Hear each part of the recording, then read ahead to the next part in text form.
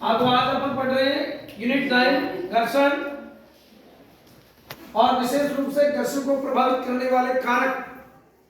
घर्षण को प्रभावित किस प्रकार से किया जाता है, घर्षण प्रभावित किससे होता है, यानी कि घर्षण प्रभावित होता है पृष्ठीय अनियमितताओं के कारण। यानी घर्षण, ये घर्षण जैसे वस्तु अपन ने बॉल को फेंका, बॉल यदि इस फर्श के ऊपर होगी तो बल यदि अपन ने फोर्स मामूली लगाया है तो भी कम जाएगा, सीधी बैठ जा, कैसे बैठी, मामूली बल से फोर्स से चला जाएगा, क्योंकि इसकी पृष्ठीय अनियमितता है, वो चिकनी होती है। और पृष्ठीय अनियमितता यानी बॉल को यदि अपन रेत के अंदर फेंकते हैं तो फोर्स अधिक लगाएंगे तो भी बॉल है वो कम जाएगी, क्योंकि रेत की पृष्ठीय अनियमितताएं भिन्न भिन्न होती है, क्योंकि उसके कण है जो बिखरे रहते हैं, वो एक जगह समतल नहीं होती। इस वजह से विशेष रूप से पृष्ठीय अनियमितताओं के कारण घर्षण को प्रभावित किया जा सकता है। उसी का उदाहरण एग्जांपल 9.3 एक प्रयोग करके अपन सिद्ध करते हैं कि पृष्ठीय अनियमितताओं के कारण किस प्रकार से घर्षण में भिन्न भिन्न समान दूरी तय नहीं होती है, अलग दूरी क्यों होती है। चित्र 9.3 का ए, ये टेबल है लकड़ी का, इसके ऊपर ये टाइल्स रखी हुई है, एक टाइल तिरछी रखी हुई, और ये बिंदु ए से अपन सेल को यहाँ रखेंगे और सेल को यहाँ से छोड़ेंगे तो सेल ने यहाँ तक दूरी तय की, वो दूरी को अपन माप लेंगे, दूरी कितनी है, समझ गए। दूसरा, ये टेबल लेते हैं, वही टेबल, उसके ऊपर दोबारा से कपड़ा बिछा देंगे, एक कपड़ा लेंगे और कपड़ा बिछा देंगे। अब बिंदु ए से अपन ने पेंसिल को यहां से रख के छोड़ेंगे तो पेंसिल ने यहां तक, सॉरी, ये अपने क्या नाम है इसका,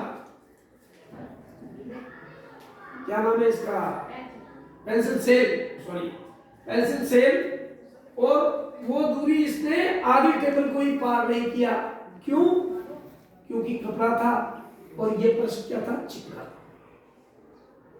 तो मैंने पृष्ठीय अनियमितताओं के कारण घर्षण को प्रभावित होता है, उसी के संदर्भ में घर्षण संपर्क में आने वाले दो पृष्ठों की अनियमितताओं के कारण होता है। घर्षण किससे होता है, संपर्क में आने वाले दो पृष्ठों की अनियमितताओं के कारण। ऐसे पृष्ठ जो चिकने होते हैं उसमें बहुत सारी सूक्ष्म अनियमितताएं होती और दो पृष्ठों की अनियमितताएं एक दूसरे के अंदर धंस जाती है।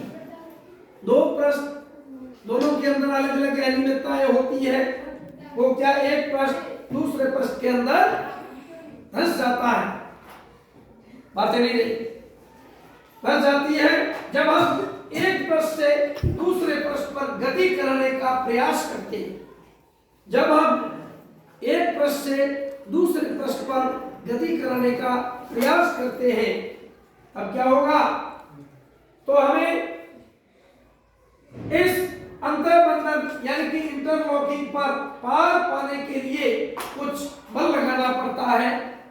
हमें उस इंटरलॉकिंग को पार पाने के लिए फोर्स लगाना पड़ता है, बल लगाना पड़ता है।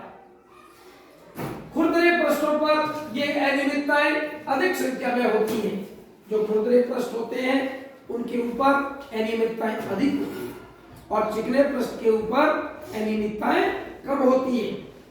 यदि पृष्ठ रुक्ष हो तो घर्षण बल अधिक होता है। और चित्र 9.5, ये पृष्ठीय अनियमितताएं, ये है ऊपर वाला पुस्तक का पृष्ठ और यह है मेज का पृष्ठ, दोनों के अंदर भिन्नता है। मेज का पृष्ठ है, वो मेज किसकी बड़ी होती है, लकड़ी की बड़ी होती है, दोनों के अंदर अलग अलग अनियमितताएं पाई जाती है।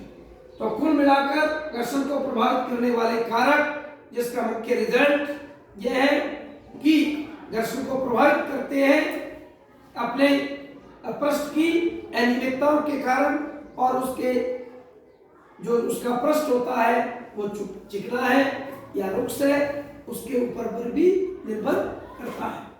दूसरा, समस्त क्रियाकलाप में आना समतल का ढलान समतल रखना होगा।